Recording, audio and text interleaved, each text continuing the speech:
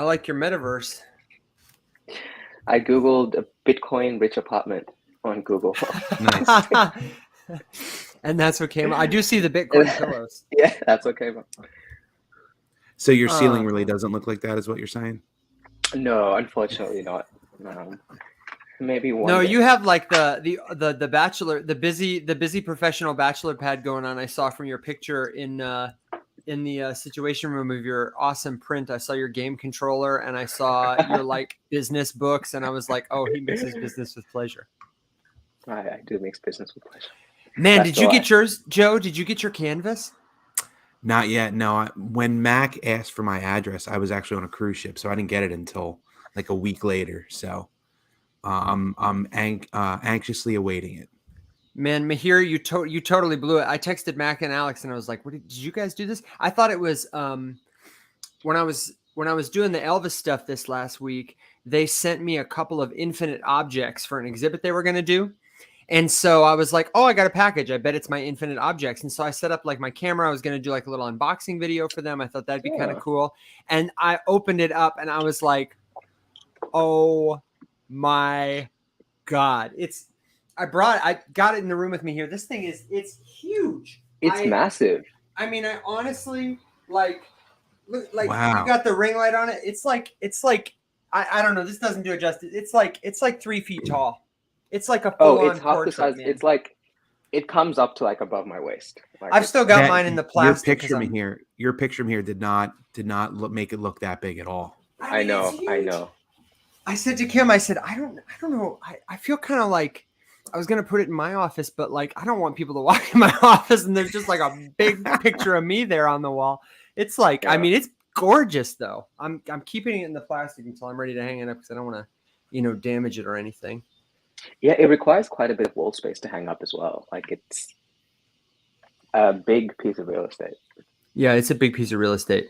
It looks like we don't have any eyes on us yet, but when folks get here, we can welcome them. And for the folks who are you advertising that we're live on like socials or just? I haven't even posted it yet. I was just gonna get to that part. We're on YouTube too, so they can leave like live comments. This is my first time streaming an episode to YouTube, so I have no idea what it's going to look like afterwards. I kind of thought like during the broadcast I'd navigate there. On our page, it doesn't do it like a Twitter live. It does it like a video in progress, if that makes sense. Gotcha. So people can like comment and stuff like that. I'm going to pull it up and just see. I might reshare it. And just say like, hey, everybody, we're doing a sneak peek secret live. Yeah, there we are. Could post it in the Discord too. Yeah, good idea. Actually, will one of you guys do Discord and I'll do the Twitter real quick? I can Discord. I'll just announce it. So do I just link them to the StreamYard? No, you can link them to... No, they go to YouTube. StreamYard. Yeah. Okay. If they go to YouTube at our channel, it'll just be like a live video and they can leave comments. Those are the comments that like are showing up right here. I'm pretty sure. If you can see them, there's like comments to the right. Okay, I'm gonna try to find it. Oh shit! Wow, that's I've never seen myself live on YouTube. Oh, welcome.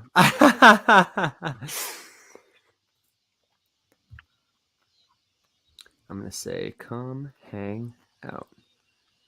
And then I tweeted it from my account. Hang on a second. Let me do it from the Faceless Many.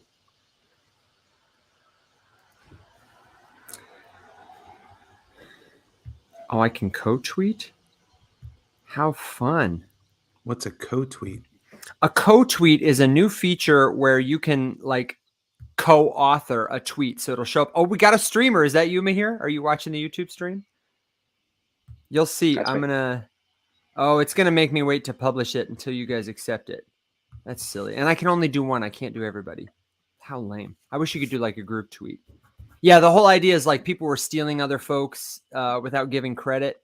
And so they're like, we'll release this new feature so you can collaborate with your friends and give people credit for their ideas or whatever. And I don't know, interesting social function. Yeah. I'll say live behind the scenes of the Rising Up podcast. Do you happen to have did you post a YouTube link? Did you have the YouTube link by any chance? Because if you post it, I can paste that in this announcement. Yeah, I'm just about to post it on Discord. Okay, I'm watching.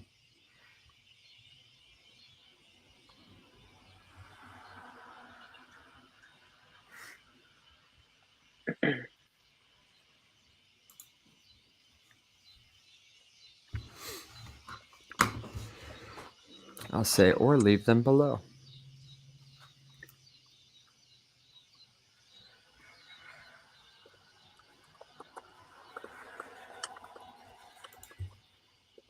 And let me...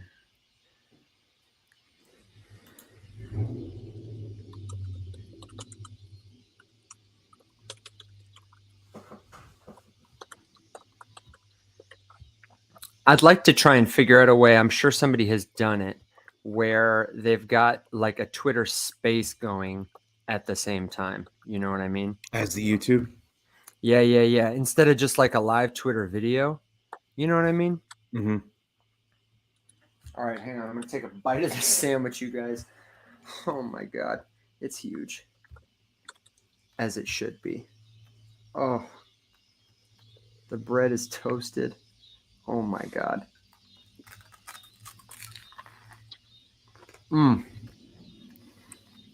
What's the verdict?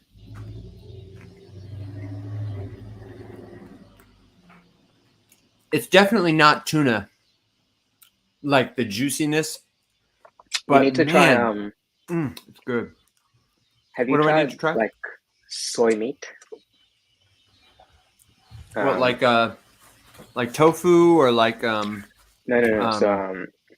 So there's tofu, and then there's soy meat, and then there's plantain meat, right? It's like the different type of fake meats, but soy meat is like it's completely like vegetarian, vegan, and you get like the juiciness and like texture of like actual The meat. consistency of, yeah. Yeah, No way. quite good. No, I haven't. I've had what's the other one? It's not soy, but it's another really popular one that's like Oh, Beyond Meat. no, it's like a tofu. It's got like a name like that, like a not tempura, not Fritters, halloumi. no, it's got a T name, I think. Shucks. I've also had corn with a Q, Oh yeah, and that's like mushroom meat, and that's pretty good. I have Yeah, seen so- the plantain meat, but I'm not a big connoisseur of fake meat. I've also heard that jackfruit is a pretty good meat substitute in a pinch. I don't know if that's true, but I hear it. I'm not a fan of jackfruit, to be very honest. It's stringy and rubbery, and that doesn't match the consistency of anything. Like, it feels like you're eating fruit with your like rice or whatever you eat it with. Huh. All right, person in Discord, you should be able to see it. I got it. I'm about to post it in the tweet. Is it going to be terribly disgusting if I'm just like eating this drippy sandwich the whole time? Oh, look, we've got folks coming in. VB Fry, what's going on? Welcome to the super secret live stream. You found us. How exciting. Joe, by the way, your microphone sounds sultry. Thank you very much. Am I coming in okay as I like lean back to take massive bites of this food? Yeah, coming in loud and clear. Yeah, Okay, good. give us some food ASMR. Some food ASMR. Yeah, chewing with my mouth open. That I might give you there's some really good like crunch. I don't know. Can I get a good crunch You're gonna bite? attract the wrong kinds of crowds. Oh, it's not a good crunch bite. I don't know. Hang on. Let me get you a crunch bite and we'll talk about it. I'm going to post this. And we're off to the races. Cool. So everybody who's just joining us, welcome. Welcome, Victoria. Welcome, VB Fry. We're doing a recording of the Rising Up podcast and giving you a sneak peek behind the curtain of the show as we've been kind of recording it. And this one, we've done a lot of interviews with guests, but this one is just kind of us doing a TFM show. We thought we'd just hang out, catch up, We meet regularly, but it's kind of fun to just hang out and talk about crypto, talk about NFTs. And if folks have questions, please do let us know. Because I'm good to take questions. Are you guys? That sounds like it'd be fun. Absolutely. For sure. Should we give them the full effect? I bet I can find our little theme music teaser and everything. What's up, Big Wheat? We've got sandwiches. Oh my gosh, maybe not the full theme music, but they've got the full experience anyway because they're hanging out here with us. We don't want to give away the whole. No. We're going to be dropping a couple of episodes. You've seen some previews. We're going to be dropping a couple of episodes this week. The first 3 episodes are coming. They're all in post-production. They're fabulous. We've got a 2-parter with some of the team members, and then we've got one with CPA Lorenzo Abatiello, and he dropped some incredible nuggets. I was going through that today about crypto taxes, and it made me feel like I am so unprepared this year, but like I will be so prepared in the future. You know what I mean? Definitely a lot of work to get ready for. Yeah. Are you guys like done with taxes? No. Oh, yeah, I'm done with them. Yeah, but yeah, I'm definitely not prepared. This year is going to be much different than last year. I filed for an extension, and I've am still kind of compiling my paperwork. I'm just going to make a big day of it where I sit down, and then another day where I review it. And I started a business in 2021 also, new LLC. So it's just a bunch of crap all at once. Yeah, it's one of those things where it's better to just give it a bunch of hours that you can focus on it rather than trying to do it piecemeal like that. Mahir, didn't you say it's they just do it automatically for you in Australia? Yeah, so what I did was I connected my Binance to, I can't remember what the software is called. I think it's Coinly. I downloaded a tax report. I attached the tax report to we have a tax calculator website. Attached it, and it's done in a few minutes, 4 or 5 minutes. So it may not be the most accurate, but it's I'm not spending 6 months doing my taxes. Yeah, but the U.S. is the only one that's like that. The U.S., the IRS knows how much you're supposed to pay, but they still make us do 2 days worth of math to figure it out. Which is stupid. Get it. It's crazy. Something Lorenzo said in the episode is that most of the software right now that's doing crypto taxes, he uses Coinly too.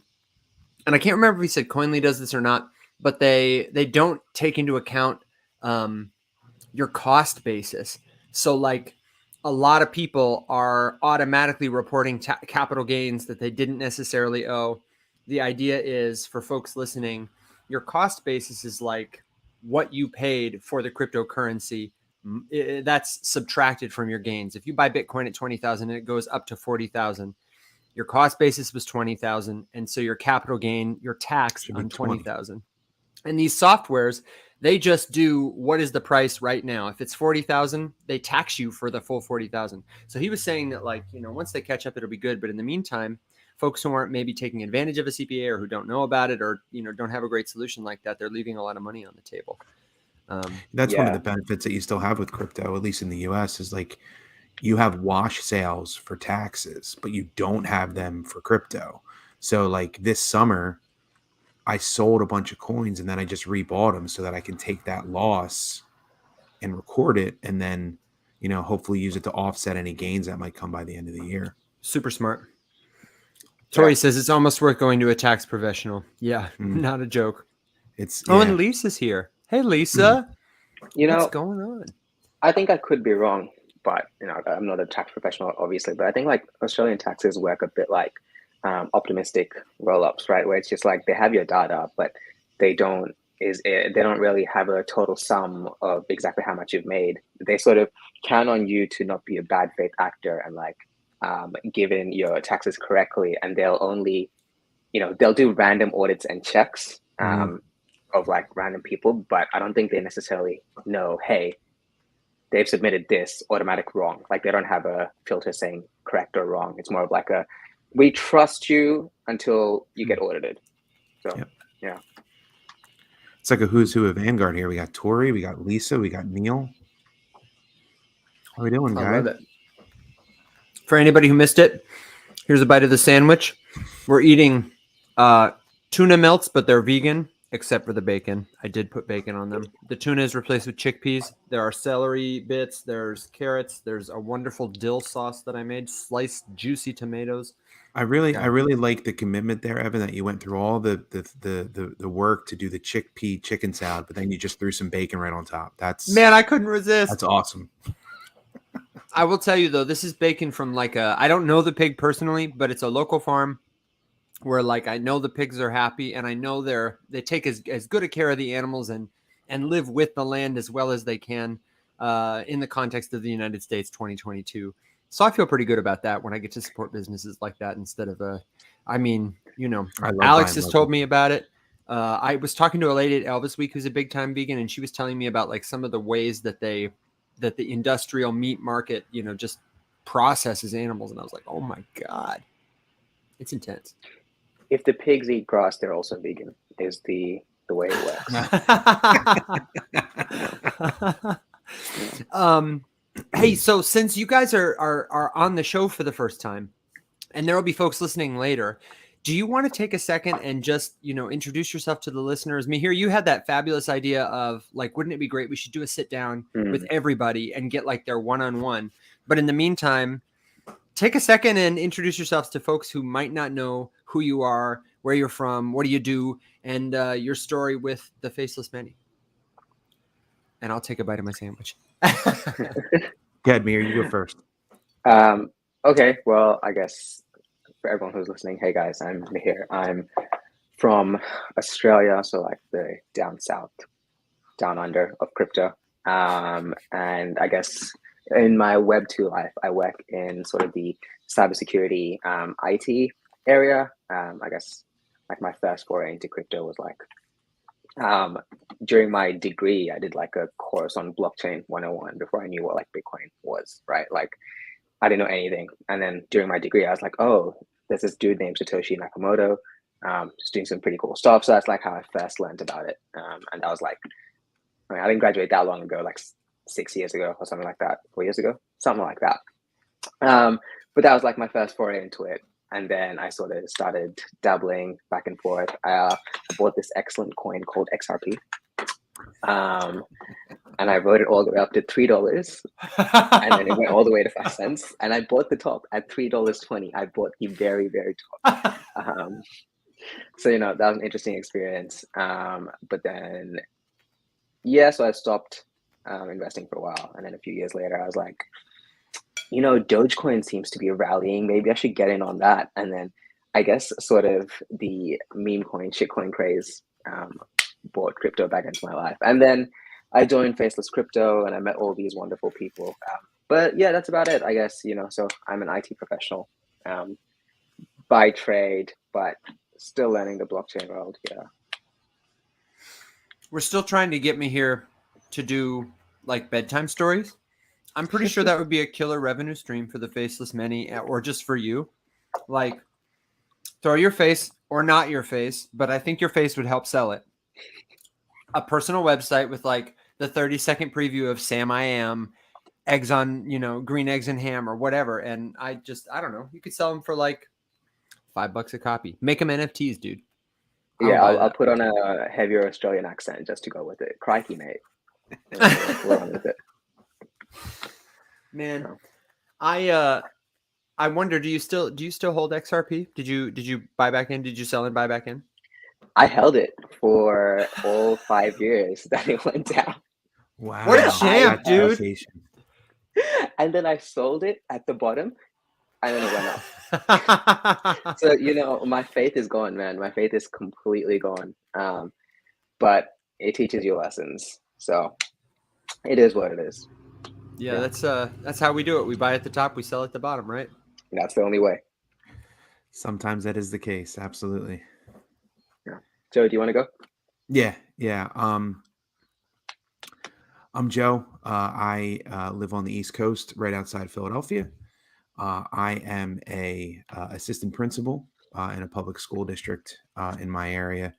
I'm entering my 21st year, I believe, of education. First as a math teacher and now as an assistant principal, going on my 10th year for that. I really was not involved with any sort of investing or cryptocurrency or anything until 2020 hit. And I think like many, we took more of an interest in the stock market and in some financial literacy pieces. And I started with the stock market, buying and trading and doing some of that. Had some success with that in 2020, and then uh, shifted over to crypto in 2021. Just started to hear more about it, get more interested in it. And then I found, briefly or shortly into my foray, I found Faceless Crypto. And what I loved about that Discord was the focus on education, being an educator myself, and the fact that there was just so many people that were helpful, that didn't mind my stupid questions and my noob questions, for lack of a better word, and really helped me grow and learn. And I owe a lot to the group from there. I'm happy to kind of be able to give back and help it grow. Man, good answer. Your name is so fitting, the guide. I feel like you talk about stupid questions, but when I came in to the Discord, I think it was around the same time everybody else. I think I came in a little later. But I was April of 21. I was like right at the end of April, I think, or the beginning of May. And I had been trying to learn about crypto. I had, bought some years, like a very small amount, kind of forgot about it thing. And then when I started to get blockchain, I was like, oh man, I got to learn about this stuff. I want to learn more about this stuff. And I was on TikTok and I was, looking through Discords, and everything sucked, honestly. I just hadn't found the right place. I'm sure everything was great, and maybe it was my attitude, but and I remember coming into Faceless and feeling like, you asked great questions, but you were somebody who taught me a lot. You both were.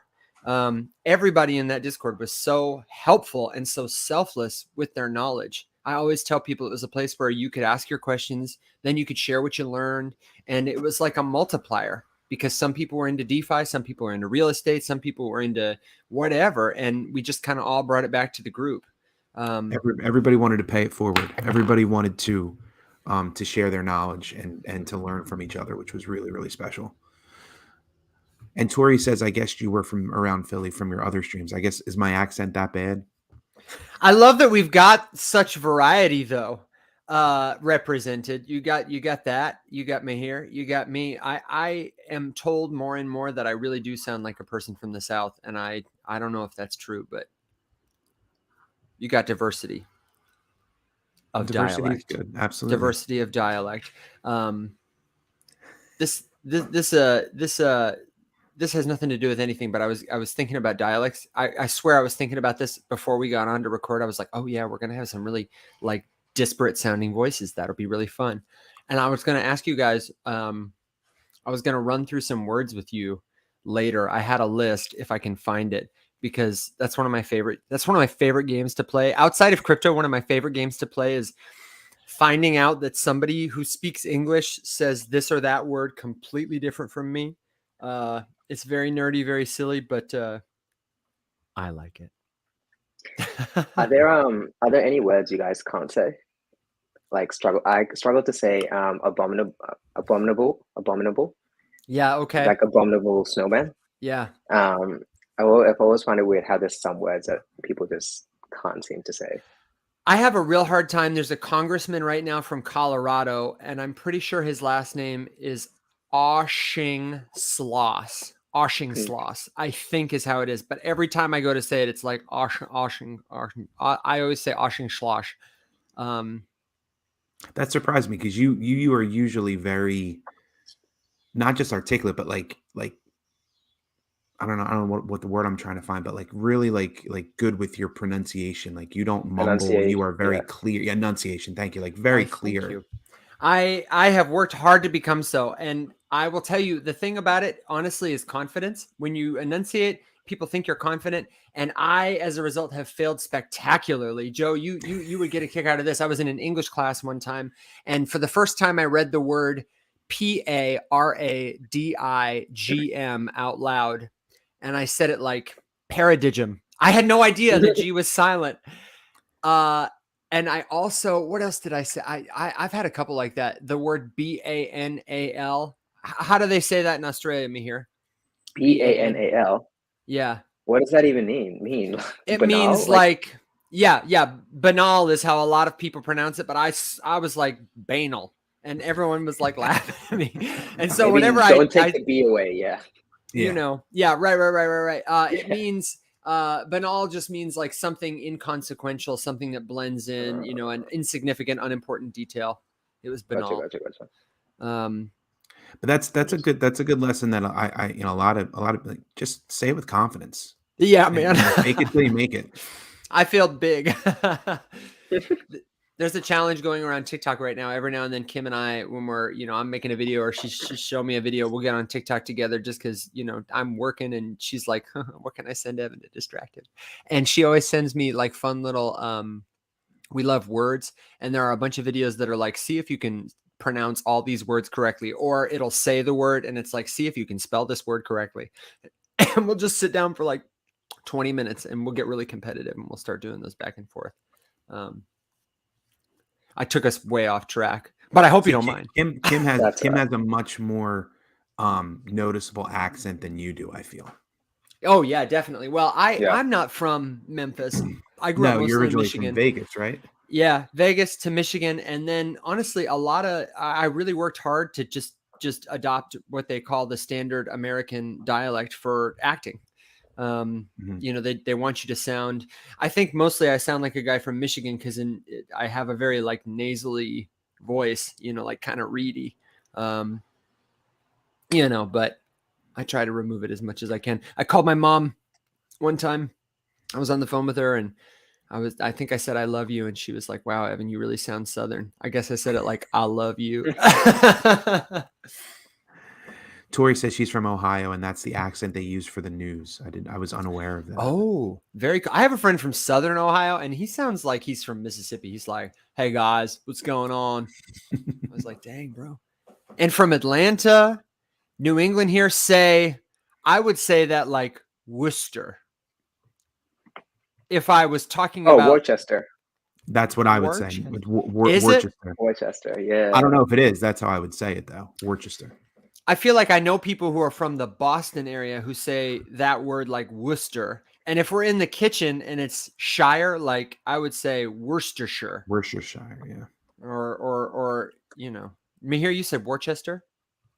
Yep, Worcester. There's got to be a place in Australia called Worcester. It sounds like there really would be. I'm with Paul there, breaking it down, Worcester, and B guys Worcester.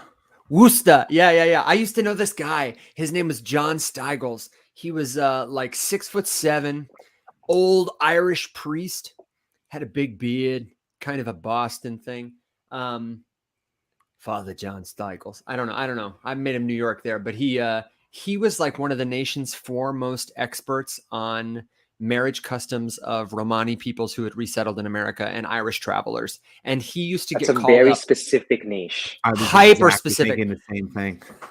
We worked at a seminary together. I was in fundraising there, and he used to get calls all the time. He was always gone on the weekends because all these Irish traveler families wanted him to do their weddings. He would go to New York. He would go to, you know, wherever they were. And he was gone like every single weekend. And he would just go like party it up with the Romani people and the Irish travelers and just come back. And he was like their guy. You know, if you can it's a good gig if you can get it. I guess it's a niche, but you know, he had it cornered. I don't know. So big shout out to everybody in the chat there. Thanks for throwing out your homes. Some Northeast. Neil saying Midwest is represented. Yeah, for sure. And if you guys want us to talk about any specific topic in general, like topics or questions, throw them in. Yeah, throw them in. I was thinking we could talk a little about the ETH merge that's coming up. I have this article that's a super good resource. A lot of people are spreading misinformation about that, and it just might be helpful to cross our T's, dot our I's straight from the head honcho Vitalik. Yeah. But I wanted to ask you. So we were talking about Faceless Crypto though, and I wanted to ask you both. What did I want to ask you both? Ask us what you wanted us to ask us. Yeah, exactly. Okay, good. They want to hear about the merge. Okay, well, we'll talk about the merge in a second. And I'll think about my I was just remembering that time so fondly, and I feel like I was going to ask you something about. Oh, I feel like I think I know what I was having this like around the time I came to Faceless. I was trying to learn more about blockchain, learn more about crypto. Felt really at home in the community, and I don't know if you guys know this, but I was like really wrestling with my place in the world, personally, professionally, before crypto, and I was like ready to pull like a, you know, like John the Baptist and go to the wilderness and live without money and eat locusts and just like retreat. And it was really the community, and more specifically like this possibility that I felt that there's just so much to be done here that could be so good for people in all the ways I feel like everything around us is getting wrong right now. And I felt like a lot of people in that server got it. And when Mac reached out, it was like the opportunity I was looking for, but I didn't know it. You know what I mean? That's what I wanted to ask you guys about in terms of like, when you said yes to the Oracle's call to become more involved, help out, launch an NFT project, bring Faceless Labs to the people. I mean, were you at a similar point? Had you entertained that idea at all? What were you guys thinking about, cryptocurrency? Was it the same kind of thing for you? Did you feel like speaking just for me, I saw it, as I said, I saw it as an opportunity to give back to a community that I thought had given me a lot. I had no idea what exactly I was agreeing to or where the path would lead us. I had no idea we'd be, I'd be part of a team that launched, a $2.4 million NFT project and more to come from there. I was just looking to give back to a community that had given me so much, and I was happy to offer whatever I could. It's a good answer. Yeah, for me, I guess, first of all, Evan, I want to say, unfortunately, you look like you go to the wilderness and eat locusts for fun. Like,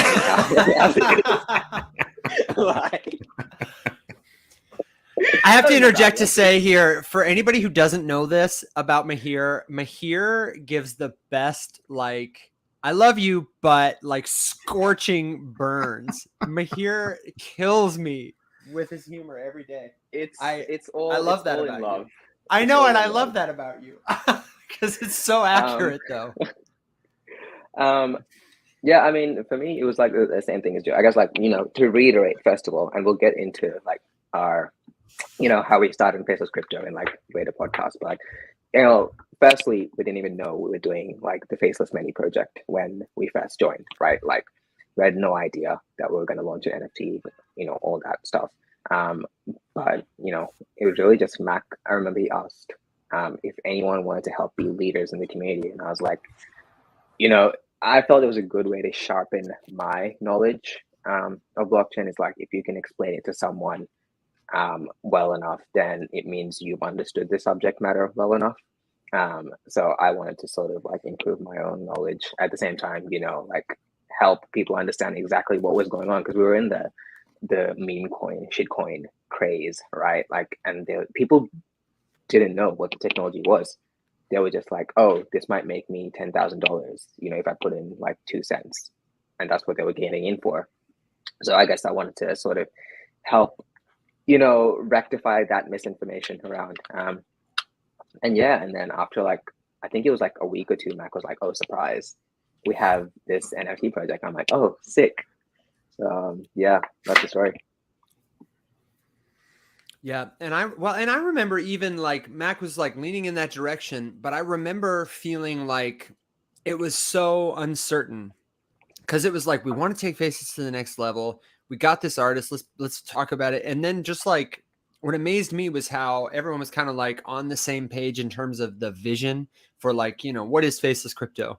And everyone had the same kind of ethos, about all these just regular everyday people coming together to learn and share and do better, to give back, to learn. And it was like, just kind of, it was impressive to me how it snowballed and how much synergy there was. I feel like I've been in a lot of rooms where it's not even like productive disagreement. It's just like I don't know. It's just not, it felt inspired, you know? I felt like we were like on fire. Well, and Mac and Alex have said it a lot. Like the fact that like we all came together, and the skills that everyone brings to the table, and I'm always impressed by you, Evan, and by Mihir, and by Michael and his like jack of all trades, can do almost anything technology wise. It's amazing the talent that we just happen to volunteer for this project. And you know, if you went out and tried to hire people to fill these roles, I don't know if you would find more perfect people than the people that just volunteered because they felt strongly about a community. Well, and then honestly, to the community it attracted, like every single one of the people who's watching here, I'm sure pretty much every single one of the people who's listening, all the people who showed up and added to the project, and like, I don't know, it's the A team, and it just keeps getting bigger. Yeah, and to your point, as you said, you know, back then the reason this all started was because we were thinking about how can we elevate Faceless Crypto. And that's still what we think about every single week, right? Every single meeting that we have, it's like, how do we take it to the next step, you know? And it's just about taking it further and further and further sustainably so that we can last, you know, for the next 10, 15, 20 years, whatever it may be. And I just saw Neil posted a good comment that I wanted to talk about. Okay. So Neil stated, what is it? Are stablecoins necessary? I could make an argument for no. So that's an interesting one, right? Up until, you know, probably a few months ago, I was also sort of feeling the same. I was like, you know, we have the US dollar, we have the Australian dollar, et cetera, et cetera. Why do we need stable coins? You know, like, is it just for these crazy yields? Like, are people just trying to get, you know, 20, 40% APR? Is that the only reason stable coins are needed? Like, why do we need it? Because like, for me, I can transfer Australian dollars to my Binance and then buy with Australian AUD as well, right? Like, I don't even need to use like USDT or anything. But then I was watching a podcast by Kevin O'Leary. I don't know if you guys know Kevin from Shark Tank. Is he Mr. Wonderful, the bald guy? Mr. Wonderful, yep. Mr. Wonderful. And he's very much into crypto. He's starting to do like different projects under like but he wasn't always, right? Like, didn't he used to be like kind of a like like many like many through 2017 through 2019 he was poo-pooing it and talking it down, and it was the worst thing ever. And then he realized realized the gains he could have, or is really into the technology. I don't necessarily know which one is which, but he has been a proponent for it. We'll say that. Okay. Yeah. So see, that's where it comes in, right? Like it was a 20 VC podcast titled Kevin O'Leary from bear to bull shark, his journey. And the reason why he changed his mind on the entire blockchain space was stablecoins. That's what caused him to change his mind. It wasn't Bitcoin, it wasn't Ethereum, it was stablecoins, right? So what happened was, Kevin is a big businessman, right? He works with sovereign nations. He manages like Saudi prince money. He manages like fucking the Queen of England's money, right? He has to work between several nations. And his entire thing was, up until now, every time he wanted to transfer money to another nation to like help them, with whatever they needed, right? Or like manage their stocks in other nations. Every time he needs to transfer USD, he needs to send it to an exchange company. The exchange company would then need to trigger an exchange rate. Then the exchange company like Western Union would need to send it to the Prince of Saudi's bank account. There was so many middlemen, so many processes. And he said sometimes it would take up to 3 days for the funds to transfer across. And then on top of that, he would be charged fees 3 different times in the transaction, right? So you have this big business mogul where it takes him 3 days to transfer money. And he works with, let's say, 1 million clients. You can see how much effort that is just to transfer money back and forth. And one day he is just like, he got introduced to stablecoins, right? And he was like, let me test this out. He transferred USDC from a wallet for a transaction, instant, 2 seconds, done. Business transaction done. And his entire thing was, wow, you know, there's so much sovereign wealth and trillions in capital that are struggling to make financial payments across the border. And you have USDC doing it in mere seconds. So his entire thing was, if we want adoption, it's not Bitcoin that should be adopted first, but stable coins, because stable coins are what real big businesses will actually utilize and need. And stable coins will save big businesses a fortune. And that made me realize, okay, stable coins are needed because, at the end of the day, bank transfer doesn't work, but USDC and stablecoin and like blockchain transfers are near instant. So now he is actually working actively to try and regulate USDC and Circle before Bitcoin, because he thinks that's the way we get mainstream adoption. And I mean, I agree with everything that Mihir said, but my lens is always. I mean, I'm a big believer and user of decentralized finance, and you can't have decentralized finance without stablecoins. You need the ability to transfer into stablecoins or use stablecoins or to make those swaps, to make those changes, to make those trades. A lot of the liquidity is done through stable coins. Like, you need to be able, if you want to go from Bitcoin to ETH, you need a middle, you need something to transit it. And you don't have, as you do on Coinbase or on Binance, you don't have USD. Like, you don't have any in between, any middle piece there to do those kind of transactions. So you don't have DeFi without stable coins. Neil, if you're watching and if it's easier, you said you had a good argument about it. If you want to come up here, I'll send you the link, because I think I can get you in. If you're in a place where you can talk, let me just copy it.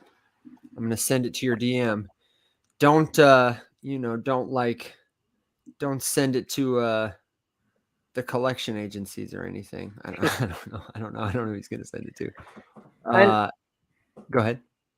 I also think stablecoins breed innovation. Yes, Luna crashed. Yes, it was a major mess up. Algorithmic stablecoins we've learned do not work. But, stablecoins breed innovation. Banks don't innovate with your savings accounts. We have a bunch of people trying to do like all kinds of innovations to try and help fight people's inflation, right? And it may end badly.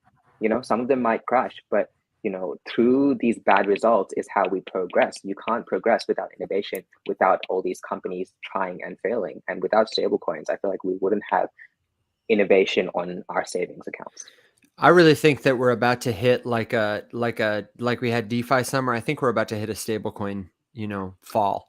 I really think people are trying to figure out the stablecoin, and my personal opinion is in alignment with what you guys said. I really think that stable coins and smart contracts are going to be like the vehicles that get to consumers first, that are made easy, like an iPhone or a credit card for your mom and your grandma and your kids to use to get on the blockchain to have value. And the other thing I think that's interesting is the US government has a real vested interest in, or at least they have said that it's on their agenda as they look to regulate cryptocurrencies.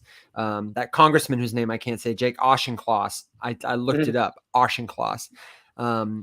He had a space the other day. He was on with Chris Dixon on Twitter, and he gave kind of Congress's agenda re cryptocurrency, the crypto literate people who are on I don't remember the subcommittee in the House. But essentially he was saying that it's really one of their goals as lawmakers is to protect the sovereignty of the US dollar. He said, we cannot allow anyone to compete with the US dollar. Without a sovereign dollar that represents the primary form of currency, we risk destabilizing our financial markets and possibly could destabilize global markets. So we must protect the valued merits of the US dollar, both in cash and digital form. And I'm sorry, this was not his speech. This is a rep, Ms. Garcia of Texas, but he did iterate this on the space, the same kind of thing.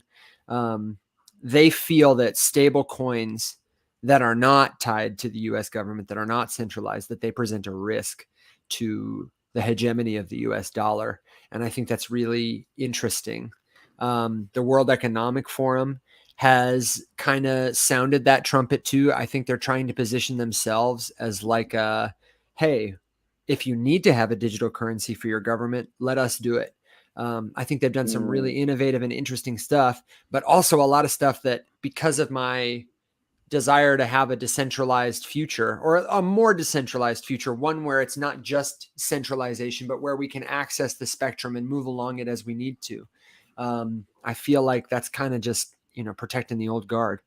Well, I mean, and it makes sense that they would say that. They don't want anything that they can't have some control over. I mean, you saw it with the tornado cash, sanctions that came through. Was that crazy or what?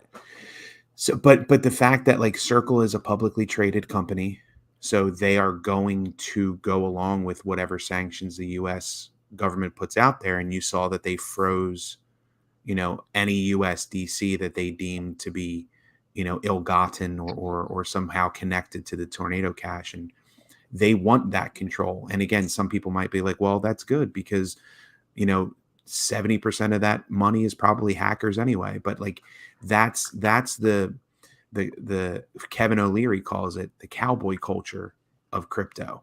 That idea of decentralization, everyone is in charge of their own. As long as I don't hurt you, I don't have any effect on you, kind of like it's a bit of the Wild West. You just take care of your own, and everything is quote unquote legal. Code is law. But the other part is, decentralized stable coins, they are gaining in popularity. Now, there's a difference between what Mihir said, an algorithmic stablecoins versus decentralized stablecoins. All algorithmic stablecoins are decentralized, but not all decentralized stablecoins are algorithmic. Algorithmic relies on an algorithm, a formula to keep the peg at the $1.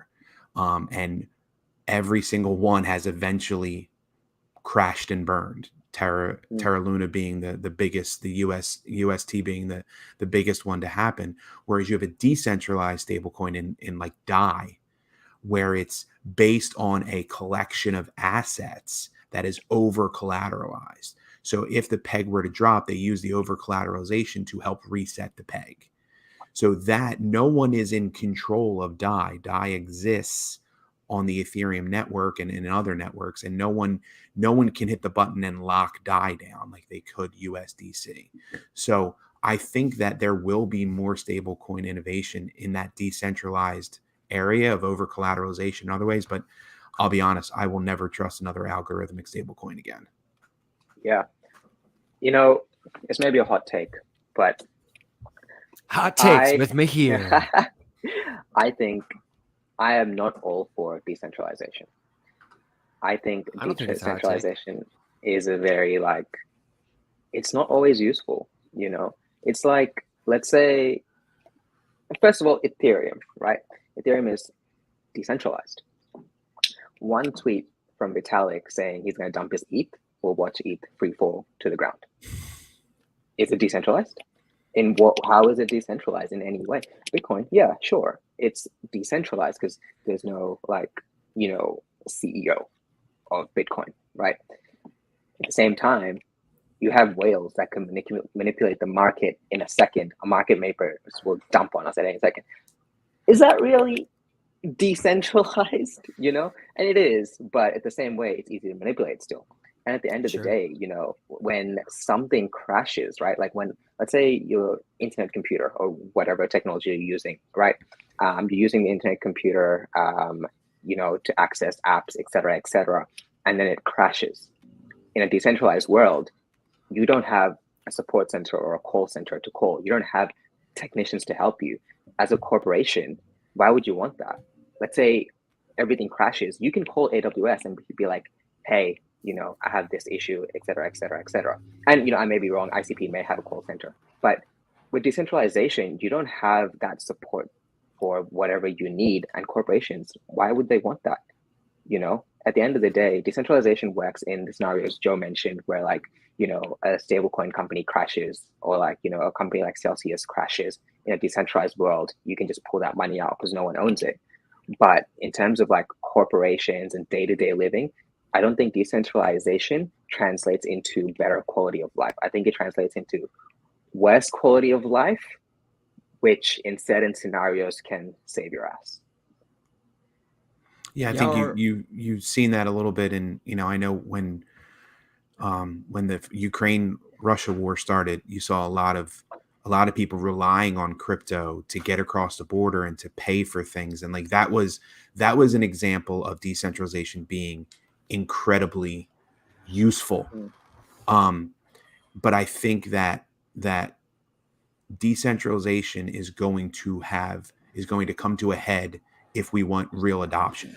I think those two things are not going to play nicely over the next 2, 3, 4 years.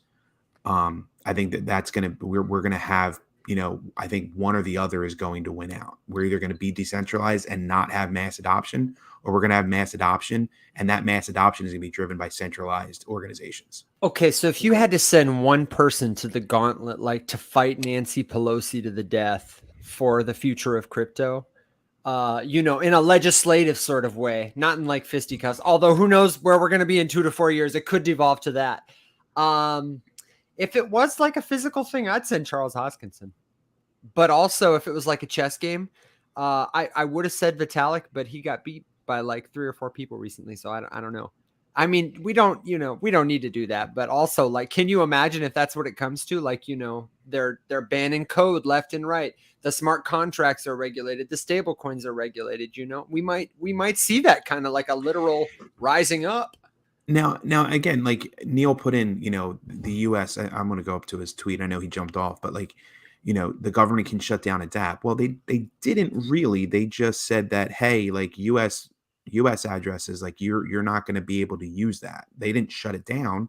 It can still exist, but everything that they can have control over are going to be like, well, you know, you can use that, but if you are seen using that, then you can't use USDC, you can't use this, you can't use that.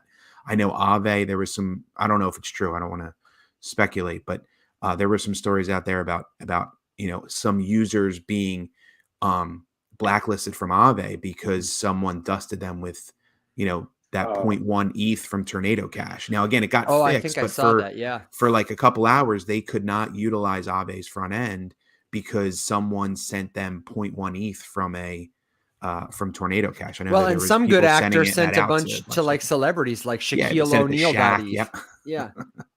You know, like, and good on them. You know what I mean? Like, what a great way, I think, to illustrate that kind of a point. But I don't know. I feel like, yeah, they didn't really shut it down, but you know, they're always watching. But like the fact that they let you know they're watching, and they're gonna that one action is like a, you know, it's like a domino. What do they always say? The first they came for so and so, and then they came for so and so. I just feel like it's an ominous precedent. Yeah, it's the equivalent of you know, someone was driving a Ferrari or you know, over the last month, 15 people got in accidents with Ferraris. So the U.S. government said you can't have a Ferrari anymore. Sure. Well, and this is why, are you guys hip to like some of the on-off chain hybrid solutions for stuff? Like, do you know about Disco XYZ? No. Oh, well, it's Disco, but the website is disco.xyz. I have one of my just favorite people in the crypto space right now is Evan McMullen. And it's not just because we have, you know, common nickname. She is brilliant, and she is leading a super talented team at Disco. And their whole thing is they have a solution called Your Data Backpack. And the premise is that we love the blockchain because it's immutable, because it's an unalterable, publicly searchable record. But what about the stuff that you don't want to be public? It's not always a great idea to walk around with your bank account hanging out.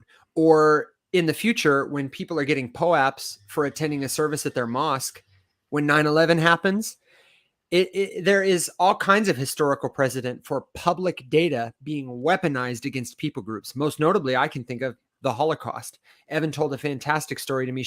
I interviewed her for the show, and she told a great story about, the way that people's public data was systematically used against them. And the blockchain is like, Adolf Hitler's dream in that regard.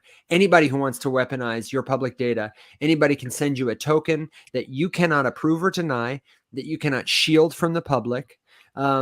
So what they're creating is an on-chain sort of identity. The basic way it works is like you have an off-chain credential, and I might explain this wrong. You might have to listen to it again, but you have an off-chain credential that links to your data backpack, which is on chain. And you get to approve off chain anything you want to approve or deny. And then you can sign it in order to say, yeah, I want this thing to be public, or no, I don't want this thing to be public. I want to keep it. It'll be a great solution for it. I was thinking about all you guys. I thought of Alex because of, medical records. That would be a great use case for this kind of technology. Driver's licenses, where you have to reveal all kinds of information, but also just like, it'd be great to have my blood type on chain, but I don't want anybody to be able to see it, I think, check out Disco. First of all, it's such a crazy, simple concept that I can't believe I didn't like. Why can't we just reject tokens? Like, why can't we just turn off getting to it's I can't believe like no one has like brought this up. Yeah, that's insane. But also like the whole weaponizing the chain against you is such a crazy concept. With this tornado cash thing, and like this is going to be a little bit dark, but like I kind of would love to dust my enemies with tornado cash. Like, can you imagine just like you hate someone and like you can send them to prison with like sending them 2 cents. Like, it's just such a crazy fucking concept. Like, it's like, oh, I hate you, here's 2 cents, go to jail. Like, it's right. weird. It's the new diss track. Like, forget that. We're just gonna dust it with ETH. You know what I mean? Yeah. Like, or yeah, no, absolutely. Yeah. Heliomancer, Alex is in the chat, and he even said like, it's wild that you can't turn off deposits to your wallet, which is great. Like I have, if you go into MetaMask and you actually look at like what's in there, like there's so many things you're like, I don't even know what the heck that is, because they just that's dusting attacks. They send out these random coins and they hope that you engage with them, and then all of a sudden they have access to your wallet and they can drain it. Like, it's and that's why some people are still so scared of crypto, because they don't understand all the nuances to that, and I think, you have people waiting, they want exposure to the space. They want exposure to Bitcoin, but they don't know how to open up a wallet. They don't know what self-custody means. They don't know any of that stuff. So that's why people look to that, an ETF, whenever that does come. It will eventually come, but who knows if it's going to be 2, 3, 4, 5 years.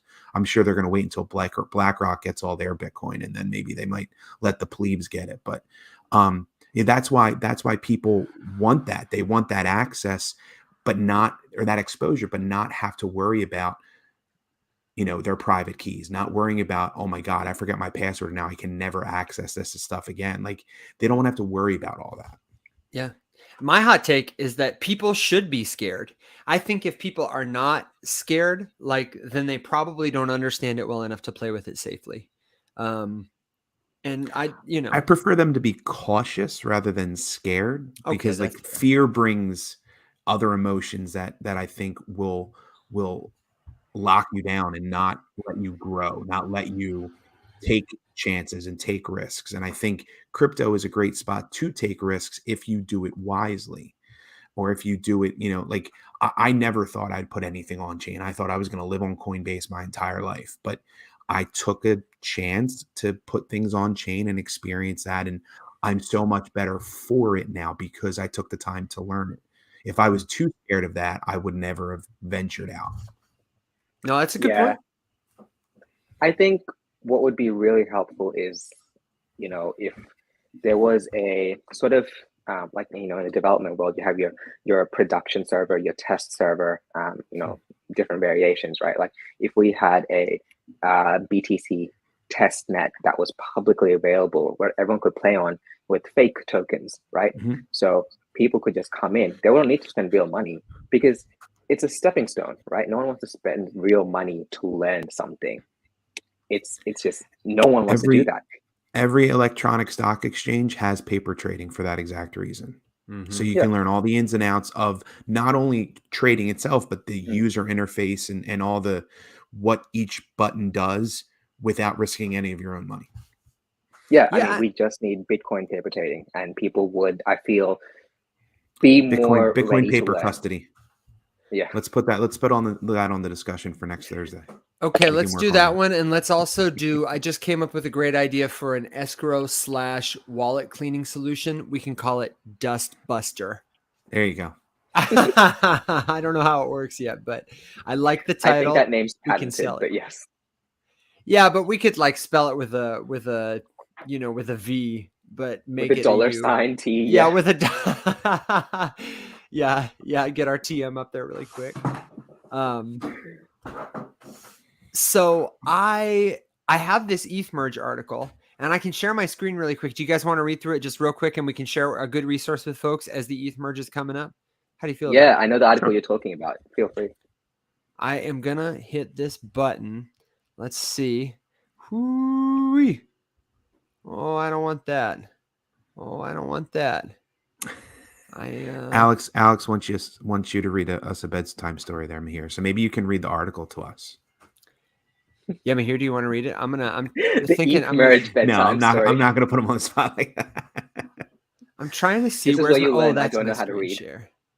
Okay, check this out. That's the sad end. The happy ending to the story is that Mahir learns to read, and it's Alex who teaches him. Yeah. Okay, so if I share my screen, let me see. How about a window? How about a Chrome tab? The merge. We see nothing yet. How about 1, 2, 3? Oh, how cool, right? Look at this. Okay, so everybody, if you're listening along at home, this is ethereum.org. And you can go there. There's a couple of backslashes, /en/upgrades/merge /. But if you just go to ethereum.org, they have a search bar. You can type merge, and it takes you to this handy dandy, nifty little page where it talks all about the upcoming merge. These are the headlines.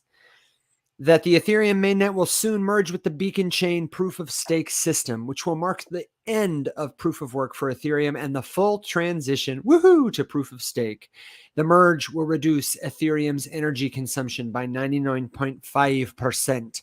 But what I want to point out to you specifically from this article is they have a handy section called misconceptions about the merge. So guys, I'm going to just rattle some of the highlights off, but if you want me to stop in a particular one and we can expand it, let me know.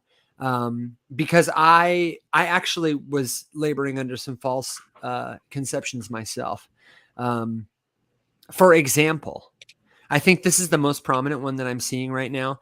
There is a misconception that the merge will reduce gas fees. This is false. The merge is a change of consensus mechanism, not an expansion of network capacity, and therefore it will not result in lower gas fees. So essentially, while we transition to proof of stake, it doesn't change any of the other parameters that influence the ability to process transactions. It's not going to increase the capacity of the network. It's not going to make the network super, super fast. That's the job of layer 2s. I know Vitalik is very bullish on layer 2s, Arbitrum, Polygon, Immutable X, to roll up transactions and make them go faster, make them go more cheaply. You guys have thoughts on that? Yeah, and like this will allow the next, not the next, but the future update that will lower the gas fees. It's around a process called sharding, which I'm familiar with because that's how Elrond keeps their fees low. That's something that the proof of stake upgrade allows that sharding and the rest of the upgrades to kind of take place. Like this is kind of going to open up Ethereum to all the other upgrades that they have planned for it, which is one of these is to reduce the gas fees. I don't remember seeing what Vitalik said specifically about, I don't think he said a when about sharding. I think he was just kind of like, let's get through this and see. I read somewhere he said it was going to be 55% complete ETH is after this merger or something like that. Like he said something where it's only like halfway done. in his Yeah. eyes. So after the merge comes the surge, which is the next phase, and the surge will introduce sharding. I know. After the surge, are you making that up? Is that really is what he it's going to called? have the purge? The purge, yeah, that's the theory one. But for those who aren't sort of familiar, I wanted to introduce exactly, why it won't reduce gas fees and what sharding is, right? I guess to start off, and Good I'm idea. oversimplifying it right now, which we'll get more in depth into it in a later discussion. But sharding is essentially splitting, transactions into little separate bits so that they can occur simultaneously and also be processed faster, right? Elrond has great sharding capacity. You can see transactions are super speedy. Essentially, the sharding will not happen until much later after the merge. So everyone who thinks the merge will reduce gas fees, no. All it's doing is it's taking Ethereum from proof of work, which is where people mine Ethereum using their GPUs, where essentially people use their computers to crack the Ethereum encryption to mine Ethereum into a proof of stake, which is essentially what blockchains like Cardano, etc. use. So it's really just going from proof of work to proof of stake. But although it won't reduce gas fees, I think that is a reason why we may see a possible small bull run in layer twos, because a lot of people right now, as you said, Evan, are thinking, oh, it'll reduce gas fees, it'll reduce gas fees. When people find out it won't do anything to gas fees, what happens then? There's going to be a sudden influx on social media about, oh, gas fees are staying the same. We need layer twos more than ever. I guarantee there's going to be a layer two propaganda spreading on social media as soon as the merge happens. And for those who aren't familiar about layer twos, right, the way layer twos work is currently, Ethereum transactions happen on Ethereum, but, they're often slow, congested, etc. Layer two is really split into two sections, right? ZK rollups and optimistic rollups. It's very simple. People make it complicated, but it's very simple, right? ZK rollups, they basically take the Ethereum transactions off chain. So Matic basically takes it off chain, completes the transactions, bundles it, and then puts it back on Ethereum. And it essentially reduces the load on Ethereum, right? You have optimistic rollups, which do the same, but optimistic rollups basically, they don't check the transactions are correct. They just work on a bad faith system where they hope all the transactions are correct, and they hope that there's no bad faith actors. But then they do the same thing. They complete the transaction, put it back onto Ethereum, right? That's all it is at the end of the day. But I think when the merge happens and it doesn't reduce gas fees, Optimism, Arbitrum, Matic, all these will possibly go into a little mini bull run. Oh, I absolutely think so. I think there's going to be, I expect there will be some price action that reflects, the roll-ups are really almost ready to go in terms of the work that's been done on all those different layer twos. So far as I know, Arbitrum's done a ton of stuff. Mutable X has done a ton of stuff. Polygon's done a ton of stuff. I want to zoom in a little on something you said about proof of stake, because there's a really great explanation. And I want to see where it was. This might be it.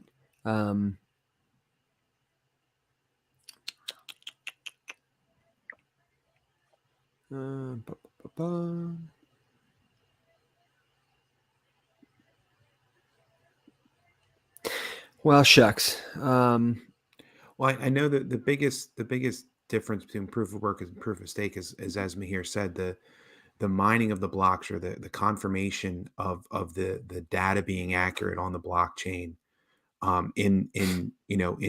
as the blocks continue right now, is being done through proof of work, which means that computers are working to solve algorithms in order to mine the block, and then are paid mining rewards. And that's where the energy consumption, 95% of the energy consumption lives on the proof of work, because it takes because these computers are literally racing each other to see which one gets well, and they're done. all So expending resources. right. And as soon as it's not like the energy goes back into the computer if you don't get the answer right. Exactly.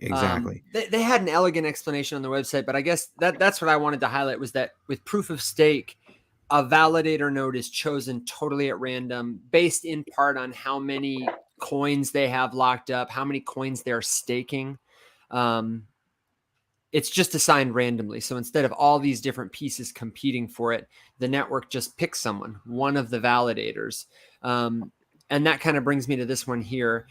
A lot of people are saying like, oh, I should become a validator right now because running a validator node, you can do it for just my friends, for just 32 ETH. Let's run out and buy one today. But something I also did not know is that anybody can sync their own copy of Ethereum, i.e. run a node. It's not necessarily a validator node. If you don't stake ETH, you won't be handed those little proofs to solve. But everybody who has a node plays a valuable part in securing the network, and anybody can do it if you have a computer that's got like 1 or 2, what does it say? Yeah, 1 to 2 terabytes of available storage and an internet connection. These computers do not propose blocks, but they still serve a critical role in securing the network by holding all block proposers accountable, by listening for new blocks and verifying their validity on arrival according to the network consensus. So it seems tough if you've never done it before. And honestly, I've never set up a machine before, but I have watched other people do it. And I have seen a lot of tutorials on YouTube. I think something like even this website, the Ethereum Foundation, probably has great documents for how to set up your own node. I think Lido does. Do you guys know more about who's got information on setting up an ETH node if you want to do it? Not personally. No, that's not. We can find out, but it's something you Mhm. absolutely can do. Like if you got the computer, people have done it. They can walk you through screen by screen. My understanding is that depending on the network you're trying to set up a node for, it might take longer. Depending on how intensive it is, it might take longer or less time or whatever. But if you're that kind of a person, if you got a spare computer lying around with 1 to 2 terabytes of data and you want to help secure the network, that'd be a cool thing to do, Yeah. I know one of the things that is a positive for the merge with the proof of stake is it gets rid of the energy argument that many are throwing around about how that's Bitcoin's biggest vulnerability. I think in the public eye is just the fact that it's quote unquote so bad for the environment because it uses energy, even though there's a lot of articles out there that talks about the renewable energy that they use to mine Bitcoin, things like that. But I think the fact that Ethereum will not be using that kind of energy, I think will make it more attractive to a lot of people. Yeah, I agree. And I was listening to the Kevin O'Leary podcast. There was something really interesting he mentioned about energy consumption and why the energy consumption may have possibly led to the dump in the market that we had, but will also lead into regulation for crypto, right? And how it's all tied into energy consumption. Obviously, all these big corporations, they spend a lot of energy, right? And to sort of act against their energy consumption, they need to purchase carbon credits, right? Purchase carbon credits and then, say, hey, we spent this much energy, we purchased this much carbon credits, we're net neutral. So a lot of these blockchain companies, blockchain mining companies, any company associated with, blockchain and Bitcoin mining, right? What Kevin was saying was all these companies were saying that they were purchasing an equal or, an even bigger amount of carbon credits to the amount of Bitcoin they were mining, right? All these companies were like, no, Bitcoin mining, Ethereum mining, we're purchasing adequate carbon credits, we're being carbon neutral and energy efficient. But then what was happening was the government came out and said, oh, okay, so if that's what you're doing, then from now on, you need an auditor to sign off on your carbon credit purchases to show that you are actually indeed carbon neutral. What Kevin was saying was, as soon as the government said this, all the BlackRocks and everyone dialed up their fund managers and said, dump all of your, blockchain mining company stocks, dump, whatever crypto you have, because all these companies are running on false info. They cannot back up their carbon credit claims with audits. Wow. And then people just started dumping, because if you fail an audit, that's a strike against compliance. That's it. Like, Yeah. you're Can't do that. One, you have exactly massive fines and you're done as a company. So everyone started dumping. And then, so Kevin was also saying, but when Ethereum then transits from proof of work to proof of stake and the energy consumption is much lower, these companies will have a much better chance of meeting compliance for carbon neutrality and energy consumption. And therefore, when these companies can start proving that they're actually carbon neutral again, everyone will start flocking into investing into the blockchain mining companies and the blockchain itself, because we will actually have regulation and compliance. And I don't know exactly how accurate all this is, but that's the information he was relaying. Man, Yeah. I mean, it makes sense.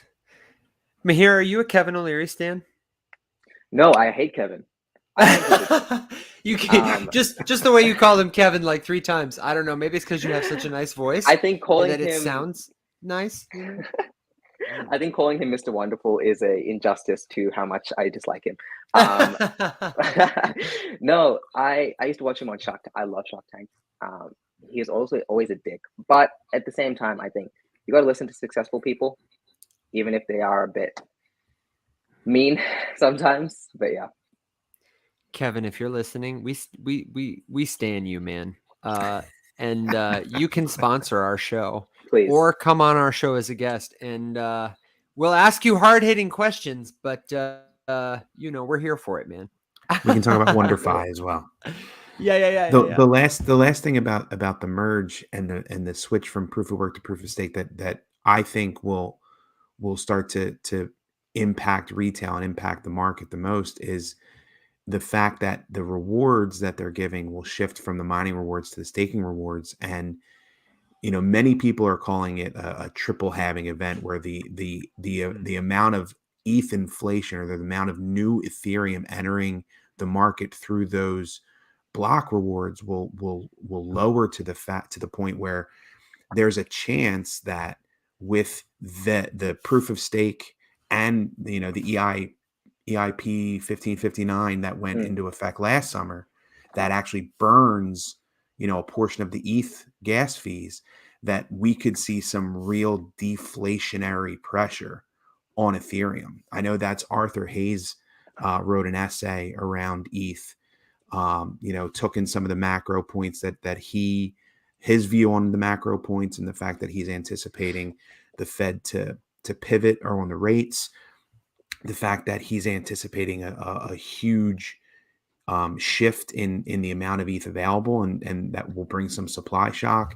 He wrote a really, really strong bull thesis, through this merge. Now, some could argue he's writing that so that retail can be his exit liquidity. I'm just saying, use your own judgment on that. But his essay, it's pretty long, but it was really thorough and really a good read. I'll try to post it in the Discord, or maybe we can post it in the description later. Show notes too. Definitely. It's a really, really good read, but it is a bit lengthy. Nice. Okay. Nice. Did you see this while you were talking? Tori said about Mr. Wonderful, hate and love are so similar. Wow. I didn't even know you could bring up comments like that. That's pretty cool. Isn't that so great? I also can we hear read us all a bedtime story? Yeah. Evan is the hosting guru, breaking out all those new tricks. So I think this is a pretty helpful, informative bit about the merge. The information, again, for folks listening in the future, can be found at ethereum.org. Just search the merge. And I did verify that they do have a resource about the benefits of running your own node and how to set it up. It's all kinds of good stuff, setting up your own node. You don't have to rely on another node, so you can process your own transactions. You don't send out personal information to other nodes. You can have access whenever you need it. It's censorship resistant. And of course, you're doing your part to help secure the network. So, if you run into Vitalik at a conference and you want his autograph, I bet you'll have a higher chance of getting an attaboy or whatever. I don't know. Maybe he'll give you a free pair of unisocks. Yeah, you set up a validator, you get an NFT in return as proof, and then you show it to Vitalik. And he just is like, yeah. I don't know if you guys have to run. If you have a couple more minutes, I was gonna like wind down soon, but I kind of thought that maybe it'd be good to get before we go, if you had any other tips, tricks, resources to share. And then I think it was you, Joe, who suggested forever ago that we do our green candles, red candles on the podcast. I love that idea. Oh, what's that? That was one of the things that I had mentioned is something we could have some fun with and get things that we like, we don't like, things that are positive or negative that we see right now. And because our Discord is very much focused on the NFT project, that sometimes we don't get to hear just what other things that are interesting to us. Yeah, I agree. This is a bit off topic, but we were talking about things we don't like. Just tell it like it is, Mahir. In Discord recently, we were talking about different books to read, right? Have you guys read How to Win Friends and Influence People? I read it in college, and I vaguely remember like everyone. I've heard a lot about it. I've never actually read it. Yeah, everyone was like, "This is such a great book. You should read it." Blah blah blah blah. I'm like, okay, I'll check it out. And I started reading it. And I'm just like, this seems like a book for assholes. Like the book starts off and it's just like it goes into principles of like how to make friends and like get people to like you, right? And it's just simple things like, be nice to people, remember people's names, don't criticize people. And so I'm just that's right. I'm just like, how much of an asshole do you need to be to know that you should remember people's names and to be nice to people? Like, why do you need a book to tell you to be a nice person? Like, it just made no sense to me. I'm like, and people did this as a course. They offered it as a course back then. I'm just like, you really needed a course to tell you to be a good person? Like, there's no way. So I don't know. It was just a very weird book. Yeah. So now, did you finish it, or are you still working your way through it, or did you give up? I'm still working my way through it. Okay. Yeah. Maybe it gets better. Like hopefully, because I've heard so many people say so many good things about it that I hope there's other nuggets in there than like be nice and remember people's names. Yeah, I remember liking it, but I don't really have. It's not like I read it once. I didn't go back to it, so it must not have been that great to me. I guess. Do you guys have any book hot takes or like hot takes in general of like things everyone likes but you don't like, media or books? End it on a friendly note. I don't like Alex. I hate his stupid mustache. I'm just kidding, dude. I love you. It's a mutual feeling. Class action against Alex. It wouldn't be a podcast episode if we didn't pick on Alex. If we didn't rip on Alex, yeah. Yeah. Shoot him while he's off. Okay, hot take. I gotta let me let that stew for just a second.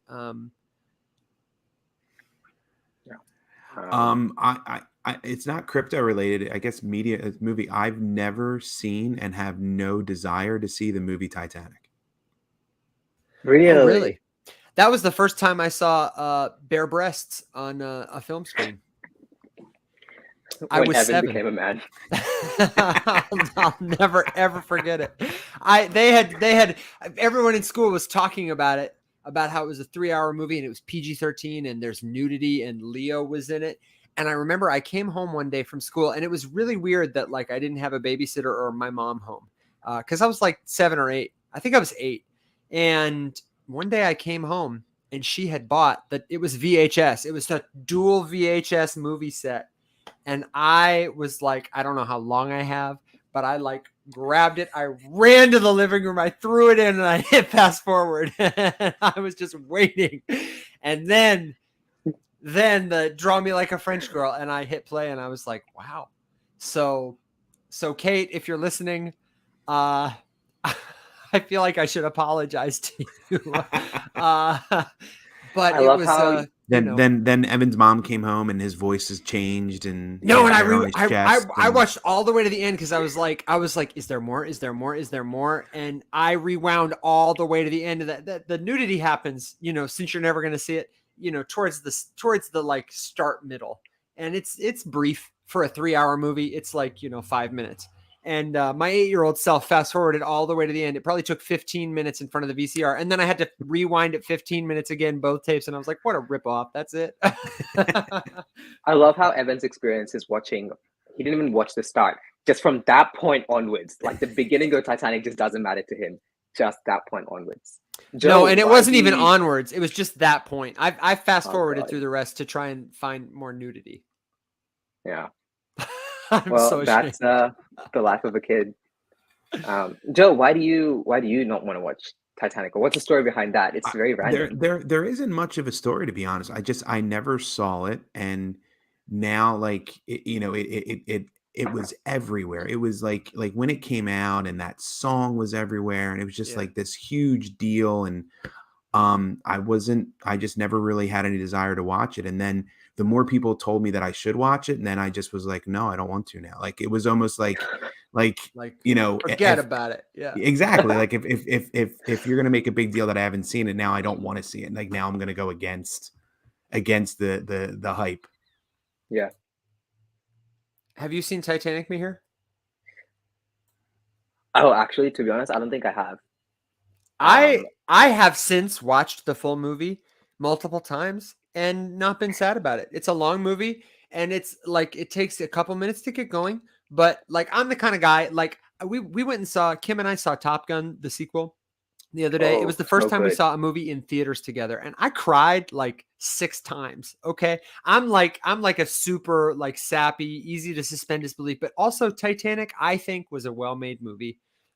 Had, drama, had action, it had, love, it had secrecy, it had class struggle. I don't know. I think it's a good movie.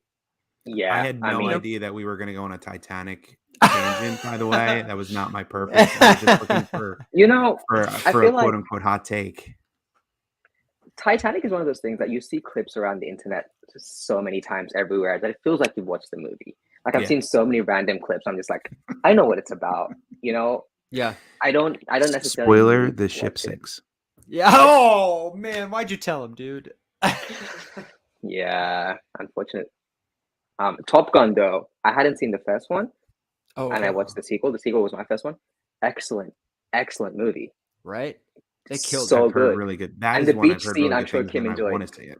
Yeah. Oh, the beach scene was great. The first movie, I had not seen it. We watched it before so I could get caught up to speed. And I would have given the first movie like 3 out of 5 stars. Had some cool stuff, but like, not my favorite. But the second one, I was like, it was awesome. It was better than the first one.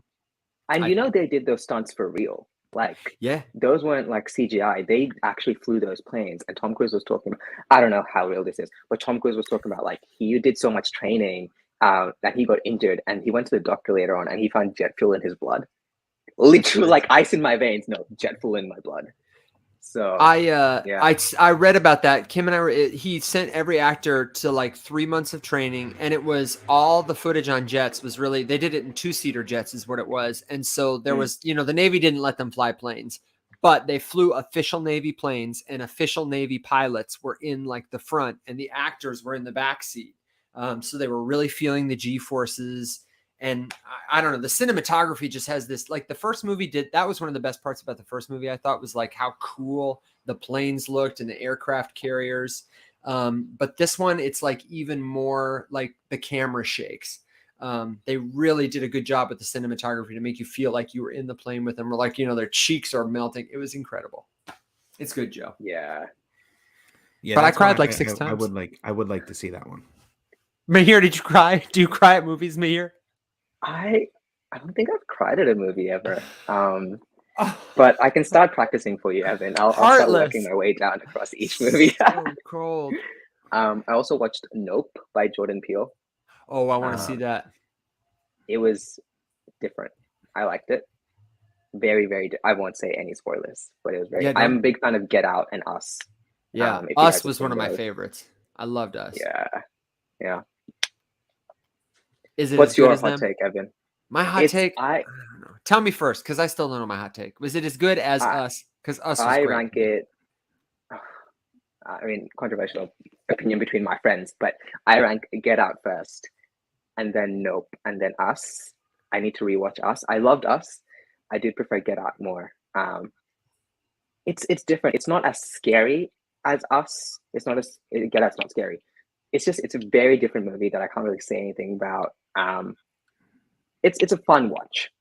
Get Out Us is like a scary watch. Get Out was like a mind numbing watch, like a oh what's gonna happen. Yeah. Nope is like a fun watch. Okay.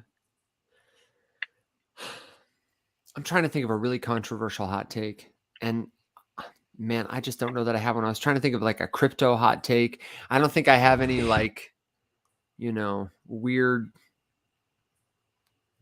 I don't know. Oh, I don't know. That's okay. We'll save it for next time. We'll do Save like it for next time. about But your I will. hot take.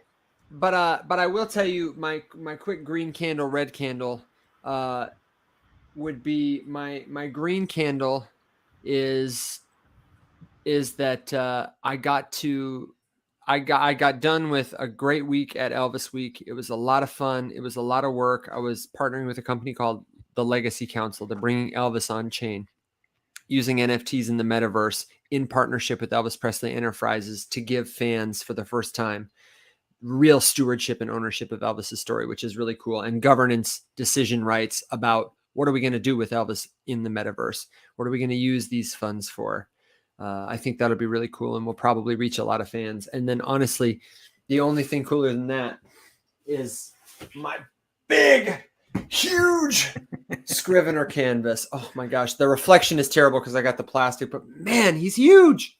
He's so big and he's so beautiful. I can't wait for you to get yours, Joe. I'm excited. I don't know if I have a red candle. I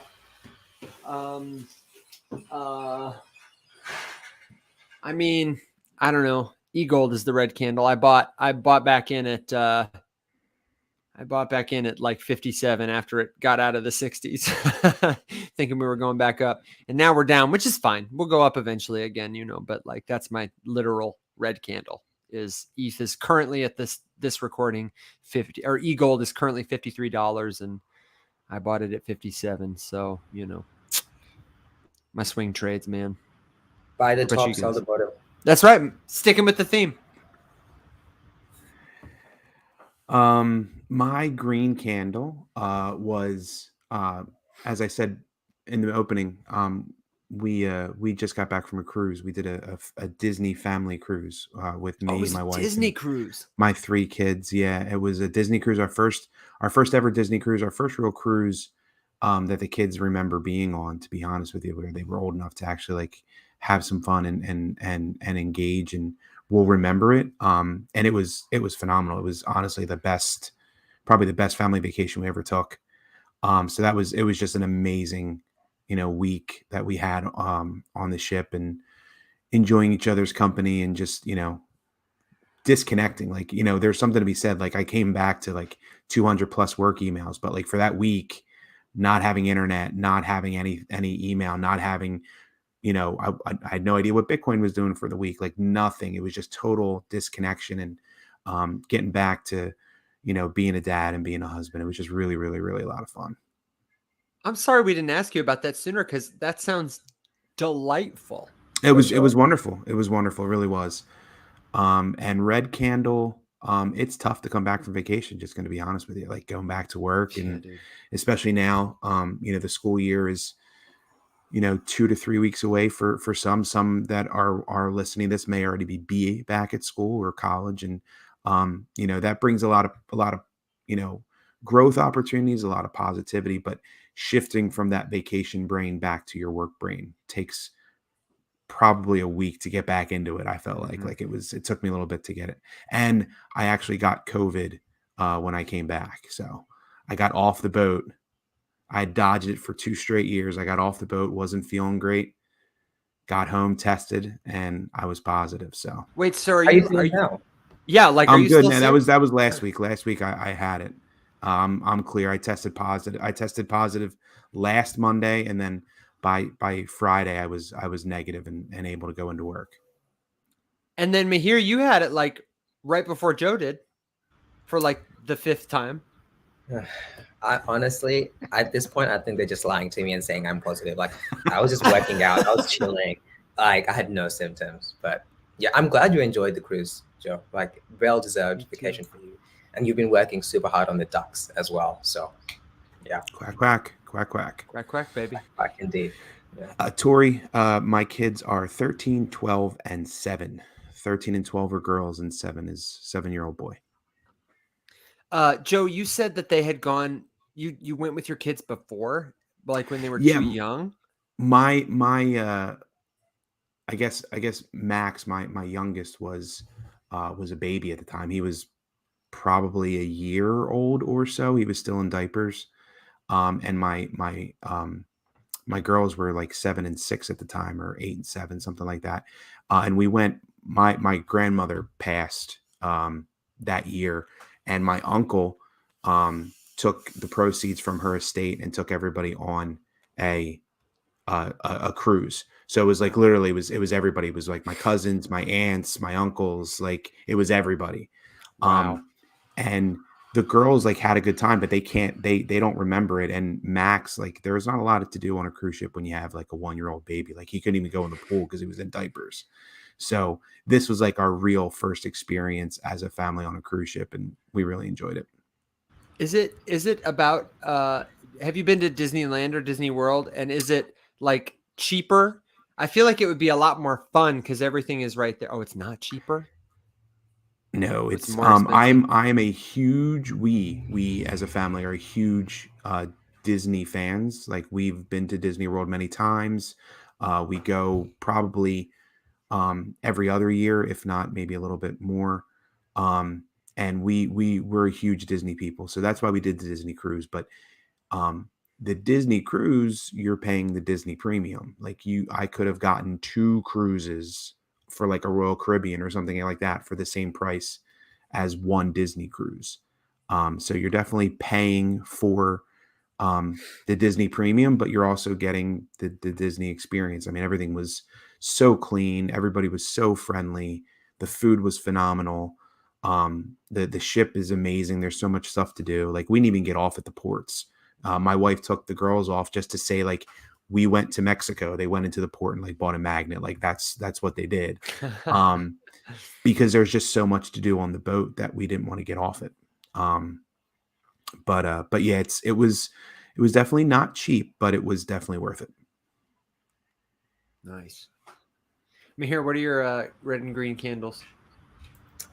Oh, it's tough. Red and green candles. I think green candle. I started editing the podcasts this week. It's like my first time touching editing software, and it was really fun. You did a bang all up the job, by the bumpers way. and You're stuff. awesome. So Thank cool. Yeah, dude. I can't wait for people to. They'll already have seen them by the time this episode airs. But like, yeah, I love it. appreciate it. But yeah, like, I spent like the entire day learning. It was really fun. I enjoyed that experience. I think like because I already do like Canva graphics anyway. So like I have fun with that. So I was like, oh, this is also super cool now. So that's probably a green candle. Red candle.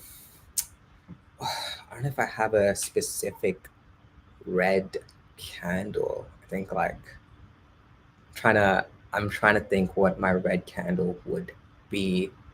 How to win friends and influence people. Yeah, that is my red candle. No, I'm joking. I guess it's a last week thing, but like isolation from COVID, like you can't leave the house, which is like boring. But yeah, that's about it. Lisa says her red candle is blender. Or is that your green candle, Lisa? I don't know. But I'll tell you, it's a good green candle to hang out with you guys. This was a lot of fun. Thank you, Evan, for putting this together. I really do think we we should come up with. I think it was it Mac who was saying on the meeting. You missed it, Joe, because you had a migraine. But at the end, I was telling him, yeah, we're going to do this. He said at the end of the meeting, anybody have anything else? And I said, yeah, I'm just going to briefly read the Satoshi white paper. But then wouldn't it be fun to one day do like our white paper book club like we always talked about? We could do that on the podcast. And we could make like a drinking game out of it or something. It'd be fun for us. I hope people would listen. Yeah. I think we could abridge it, and Mahir could read it, and that might put him to sleep. But then Listen. like drinking at 7 a.m. is a bit too much. Yeah, I guess that's right. Time zones. But I will join, of course. Okay.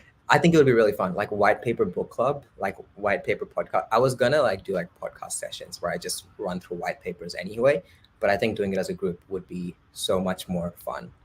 Well, and I think that's a good point to bring in to the audience who's listening now. If you have suggestions, feedback, our goal is to really make this the best crypto podcast and not just make it like one kind of thing. We got a big team. We got a big community. We've got lots of friends. And so if there's a kind of content you want to see, Alex, when he first envisioned doing a podcast one day, he wanted to do it like Car Talk and have call-ins, troubleshoot your crypto questions. We could do an expanded news segment. We've talked about all kinds of stuff. A white paper book club would be great. We've got one-on-one interviews with people, with our teammates, with other teams, people in this space. And so if there's a format we're not covering or a format you want to see us cover, like hit us up. But I would be so here for that. White paper book club all day. Shout out to Lisa and Tori still in the chat, hanging out for the whole hour and a half plus. So thank you to you ladies and everyone else who were hanging out today. We appreciate it. Yeah. Oh, what a great idea too. Tori said weekly puzzles. Yeah, we could really bring in some TFM fun with like weekly puzzlers. You bought Bitcoin. I'm going a little bit. I'm a little having a little puzzle withdrawal. Like I feel like we need some quests and we need some puzzles to come back. We've been so focused on other things, rightfully so, and the syndicate games are going great, things like that. But it'd be great to get back to a quest or a puzzle. Yeah, I agree. This could be a fun place for it, for sure. Well, fellas, do you have anything else? Our friends in the audience, Lisa, Tori, do you have anything else? Other thoughts, good jokes, words of wisdom?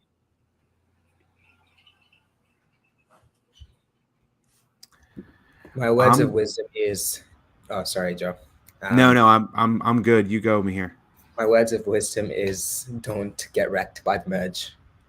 Yeah, or the purge. Yeah. First we merge, then we surge, then we purge.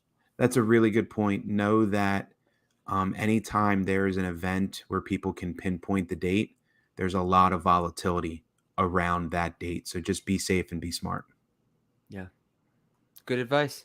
And if you do get wrecked, call us. We'll be here for you with your questions and your great crypto content. Joe, Mahir, everybody out in the metaverse, thanks so much for listening. Thanks, everybody. Rise up, my friends. Thanks, guys. I'm going to end this broadcast. Bye, everybody watching live.